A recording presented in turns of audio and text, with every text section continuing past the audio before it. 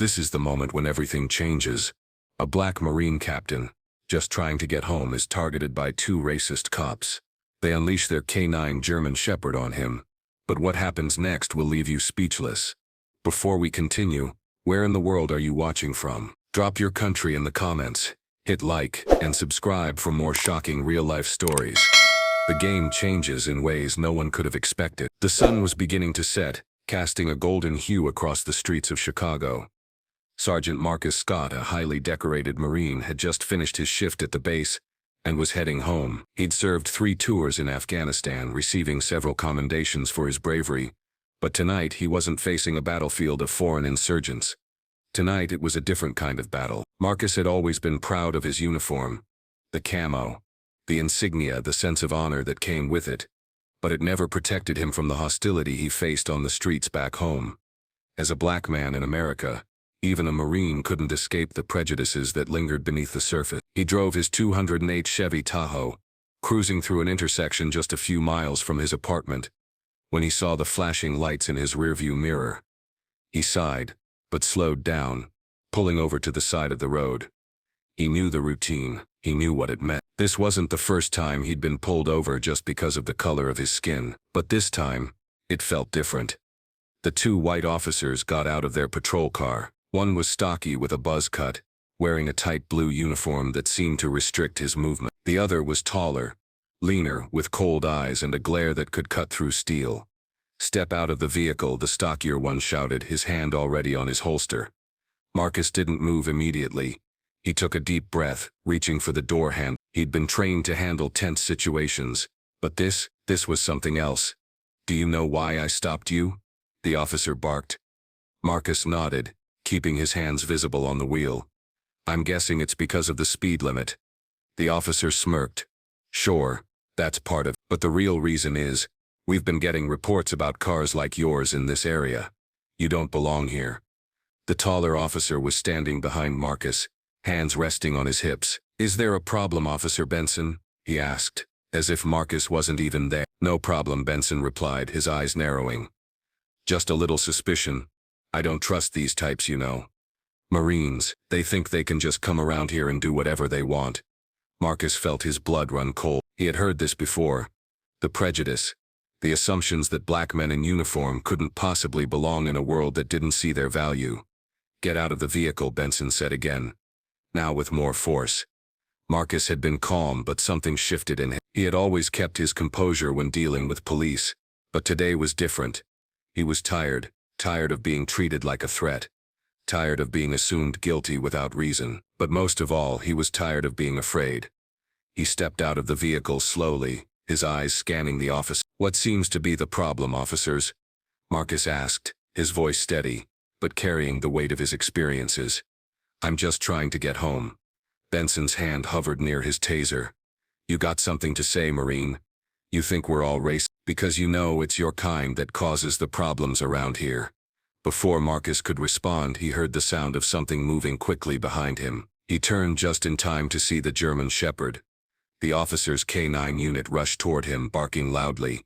"Stay still, other officer," Officer Harris shouted. But it was too late. The dog, trained for aggression, lunged toward Marcus with alarming speed, its teeth bared. Marcus had no choice but to react. Instinct kicked in, and he moved to defend himself. In a fluid motion, he stepped sideways, his hand gripping the dog's collar, just as it tried to latch onto his arm. With a quick twist, he threw the dog off balance, causing it to stumble and fall to the ground. The officers froze, shocked. It wasn't supposed to happen like this. The canine unit was supposed to bring the situation to an end. "Get the hell back," Benson yelled. But the dog was already recovering and circling Marcus. Its growls grew louder. "Harris, get your damn dog under control." Marcus could hear the dog's growls getting closer again, its jaws snapping in the air. But before the dog could charge, Marcus's military training took over once more. He had trained with combat dogs. He knew how to disarm them. As the dog lunged again, Marcus grabbed its harness, flipping the dog onto its back and pinning it there with minimal force. The officers stood back, stunned. For a moment, there was silence.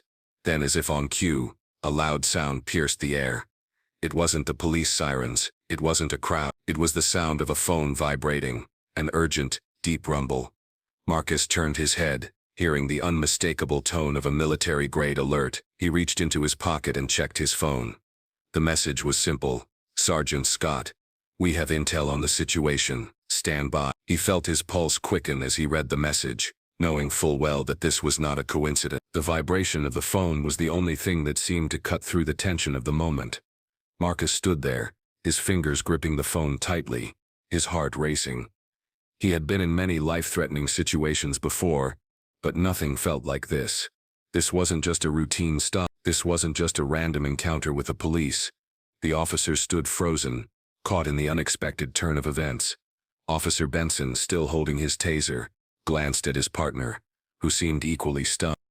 Neither of them had expected Marcus, a Marine, to have the strength or skill to disarm the dog so easily. And then, the voice from the phone again. Sergeant Scott, we have confirmation. Backup is on the way. Stay calm. Do not escalate the situation. Marcus quickly typed a response, his fingers shaking slightly. He couldn't afford to lose control now. His military training had always taught him to maintain discipline, to stay calm in the face of chaos. But this was more than just keeping a cool head. This was his mother's neighborhood. This was his home, and these officers had just tried to destroy it all. He put the phone back into his pocket and turned toward the two officers. We don't need this to escalate, Marcus said, his voice calm, but carrying the weight of years of military service. You have no reason to treat me like this.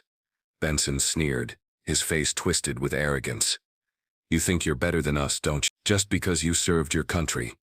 You're still a black man on our streets. Marcus clenched his jaw. This wasn't the first time he'd heard those words.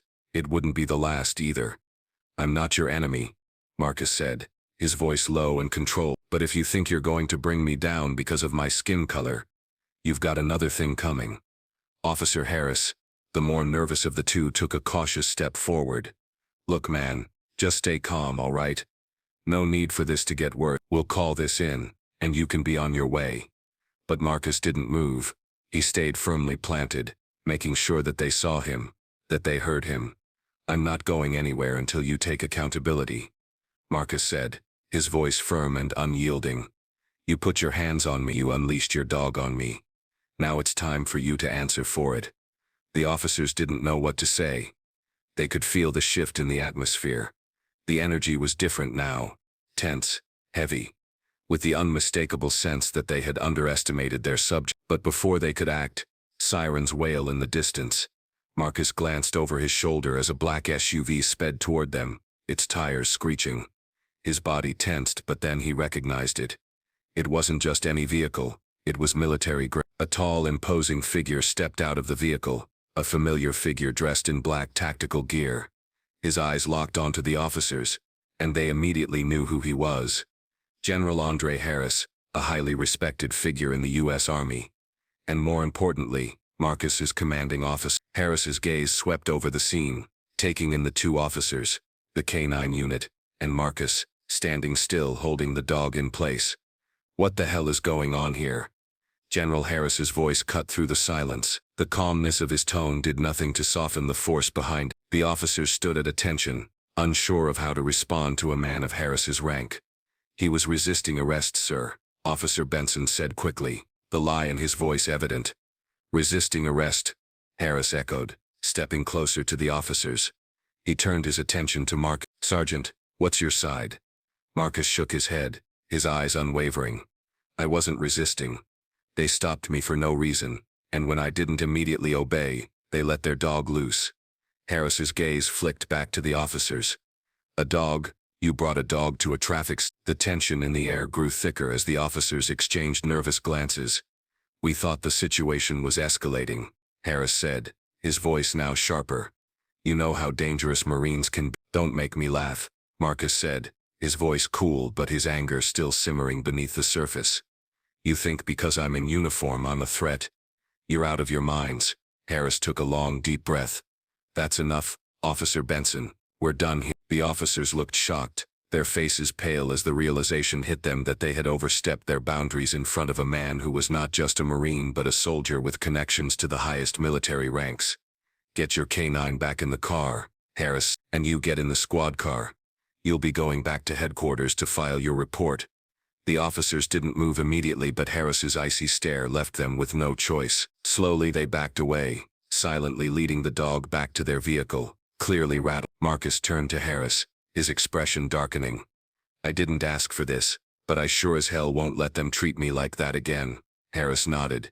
It's not your fault, Marcus. You did the right thing, but there's more happening here. I think they were testing you, and now that they know you're not backing down, they'll do it again. Marcus finished. Harris placed a hand on his shoulder. We'll stop them before they do. The scene was far from over. After General Harris had arrived, the two officers involved in the altercation with Marcus Scott were sent back to headquarters, but the damage had already been done. The incident had already exploded across the streets of Shreveport and the surrounding areas. Within an hour, the news vans arrived. The story of the Black Marine captain being targeted by racist cops was already making its rounds on every local and national news network. It was the kind of story that demanded attention, the kind that sparked outrage and debate across the country. Marcus had known the stakes when he first entered the Marine Corps. He had fought for his country, faced down enemies in foreign lands, and fought for the freedom of others. But now, it seemed that the real fight was here, on the streets of his own city. Headquarters. Marcus sat in a darkened office inside the military headquarters, his face illuminated by the soft glow of his phone. General Harris had ordered a full investigation into the incident, and it wasn't just going to be about the police officers involved. No, this had the potential to uncover something much deeper. As he scrolled through his phone, a message from a fellow Marine popped up on the screen. You know this isn't over. We've been hearing rumors about the local police force for years. This was just a spark. Marcus clenched his fist, anger simmering beneath the surface. The idea of his own people being targeted by those who were supposed to serve and protect them made him sick. The more he thought about the officers' actions, the more he realized just how deeply ingrained the racism and corruption in their department ran. His thoughts were interrupted when General Harris entered the room, a serious expression on his face. It's bigger than just a rogue cop, Marcus, Harris said, sitting down across from him. This is part of a systemic issue we've been tracking for months. We're not just dealing with rogue officers anymore. This is an organized effort.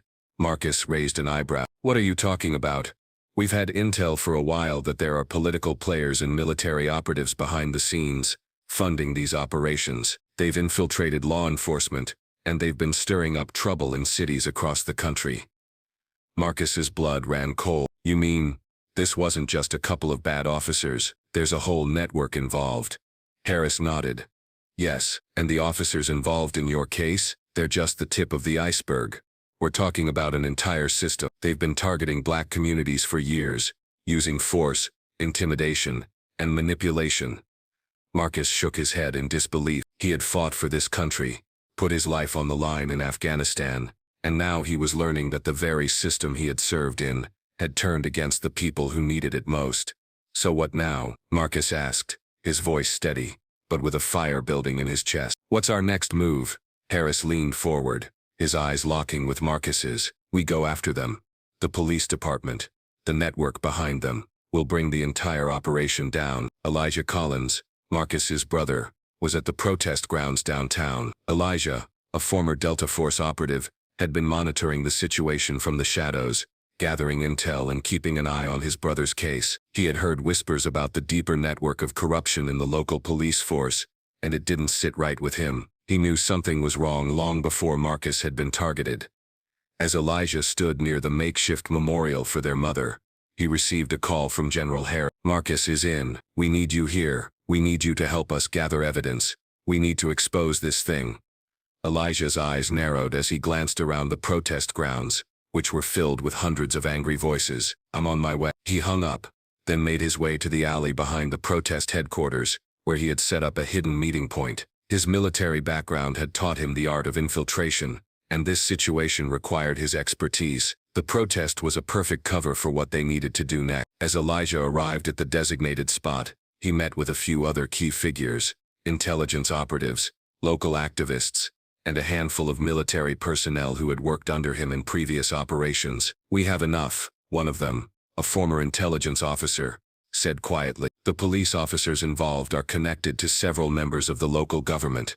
We've tracked their movements. We also have a lead on the funding, another operative added. They've been getting money from an anonymous military contractor with ties to domestic terrorism. Elijah's expression hardened. This goes deep. We need to hit them all at once. They had heard about the protest, about Marcus's background, and they knew the walls were closing in. Officer Benson was pacing, his nerves starting to get the better of him. He hadn't expected the U.S. Army to get involved, let alone a decorated Marine like Marcus Scott. The pressure was mounting. Officer Harris, who had been more nervous than Benson from the beginning, pulled up a news feed on his phone. His heart sank when he saw the headline, "Black Marine Captain Targets by Racist Police Officers, Full Investigation Underway." He knew they were in trouble. If they didn't cover their tracks, they would be exposed. The night in Shreveport had become a battleground in more ways than one. The streets, once filled with the hum of everyday life, were now filled with protests, cameras, and voices demanding justice. But as the news about Marcus Scott's encounter with the police spread, the situation escalated. Elijah Collins, the older brother of Marcus and a former Delta Force operative, knew the clock was ticking. He had witnessed the military's deadly precision firsthand, and it wasn't about to be left out of this fight. He knew his brother wasn't just fighting for himself, he was fighting for something bigger. Justice. Elijah gathered his team of military operatives in a small, dimly lit room in a hidden location downtown. His eyes scanned the room. Their mission was clear. Take down the entire network of corruption operating within the Shreveport Police Department. But they couldn't act too hastily. They had to stay ahead of the game. Marcus has already played his part, Elijah said, his voice calm but filled with purpose. Now it's time for us to move. We need to gather everything, evidence, connections. We don't leave any stone unturned. The team nodded in agreement. Elijah turned to Derek, a former military intelligence officer who had been tracking the connections between the corrupt officers and local government officials. I need you to get into the police record. If we can find any pattern of misconduct, we can prove that this wasn't just a one-time mistake. We have to show that this runs deep, Elijah ordered. Got it, Derek replied, already pulling up his laptop and setting to work on breaking into the police database. Elijah turned to another operative, Marissa, who was a surveillance expert. We need eyes on the inside. I want to know exactly where the officers are meeting, where their funding is coming from, and who else is involved. These people won't stop unless we shut them down completely. Marissa's fingers danced across her phone, already tracking their movements. I've got eyes on one of the officers involved in Marcus's arrest. He's meeting with someone tonight. Good, Elijah said, his voice firm. We'll hit them hard and fast. Shreveport Police Station, 11:30 p.m. Back at the police station, Officer Benson could feel the walls closing in. The case against him was growing more serious by the minute. His phone buzzed with an incoming message from an unknown number. I know what you meet me at the alley behind the station in 10 minutes. Benson's hand trembled as he read the message. Who could it be? Who was trying to make contact with him? His mind raced. Was it the feds? Was it someone from the department? He looked around the dark office, double-checking that no one was watching. The officers working the late shift were distracted, their attention on the unfolding chaos in the city. Benson stood up, his uniform creaking as he walked toward the exit. He stepped into the alley, his pulse quickening. The lights from the station illuminated the sidewalk, casting long shadows along the pavement. When he reached the designated spot, he saw a figure in the shadow. The person stepped forward, revealing themselves to be a local business owner, a man who had been involved in several unsavory dealings with members of the police department. You're in deep, Benson, the man said, his voice low. The feds are closing in. The whole city's on fire. You need to make sure Marcus Scott doesn't get any more attention. If you don't handle this, we'll all go down. Benson felt a cold sweat trickle down his spine. He had already made mistakes, serious ones. But this was different. This was life or death. I'm not the only one involved in this, Benson muttered, his voice strained. There are others. You need to help me, or I won't survive this. The business owner smirked. Help you? You're on your own, officer. You took the bait, and now you're going down with the ship. If I were you, I'd get my affairs in order. They're coming for you. The man turned and disappeared into the darkness, leaving Benson standing in the alley, with more questions than answers. The streets of Shreveport, midnight. Meanwhile, Elijah and his team had begun their operation. They had been tracking the movements of key figures for days, but tonight was different. The pieces of the puzzle were starting to fall into place. They knew that the local police force wasn't working alone. There were higher-ups pulling the strings, people who had connections to the police and to the military contractors funding the chaos in the streets. "Marissa," Elijah's voice crackled through the radio. "What do we have?" "I'm watching the officers involved," Marissa responded. "They've been meeting with someone from the local government. Looks like they're getting orders directly from someone higher up. We need to get to them before they move again." Elijah's mind raced. "How long until they leave the location?" "A few minutes. I'll give you the location. You need to act fast." "Copy that." "Derek, we're moving in. Get the intel we need and get ready to get out. We hit them hard and fast." Back at the police station, 12:30 a.m. In the station, Officer Harris was beginning to get nervous. He had known for days that the department was under surveillance. But tonight, he could feel it in his gut. Something was coming. He stood by the window staring out into the night, waiting. His thoughts were interrupted by a knock at the door. It was Benson, Harris's eyes wide. "What the hell are you doing here? I thought you were at the alley." "I couldn't do it," Benson said, his voice shaking. "I can't protect us anymore. This is bigger than I thought." Harris stepped closer, lowering his voice. "What did you get yourself into, Benson?" Benson glanced around, his face pale. "The feds are on us. There's no way out of this. We're done." Just as he finished speaking, the sound of a helicopter overhead sent a chill down their spines. The game had changed. The air was thick with tension as the sirens began to wail in the distance. The streets of Shreveport, once full of anticipation and chaos, had now become a battleground. What had started as an act of police brutality had snowballed into something far more dangerous, something no one had expected. And now, the whole city was holding its breath. Elijah Collins stood on the edge of the operation, the wind cutting through the night air. His eyes scanned the buildings around him. The city was alive, but there was an undertone of fear. They had crossed a line.